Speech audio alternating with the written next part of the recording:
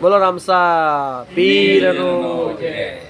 અમારા ગ્રુપના લીડર છે કુબેરભાઈ ડાભી। એમને પૂછો કે જે રામદેવરા અમે આવ્યા લાલાવાડાથી રામદેવરા આવ્યા તો એમનો અનુભવ કેવો રહ્યો અને જે વ્યક્તિ સાથે આવ્યા એ વ્યક્તિ કેવા છે એમનો અનુભવ તમે જુઓ।